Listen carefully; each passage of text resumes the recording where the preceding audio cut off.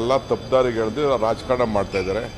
ರಾಜಕಾರಣ ಮಾಡೋರು ನಾವೇನು ಬೇಡ ಅಂತ ಹೇಳೋದಿಲ್ಲ, ಅವ್ರು ಏನು ಬೇಕಾದ್ರೂ ಮಾಡಲಿ. ಕುಮಾರಸ್ವಾಮಿ ಅವರೇನು ಅಸೆಂಬ್ಲಿಯಲ್ಲಿ ಕೂಡ ಹಾಕೊಂಡಿದ್ದಾರಂತೆ, ಅದಕ್ಕೆ ಹೋಮ್ ಮಿನಿಸ್ಟರ್ ಇದ್ದಾರೆ.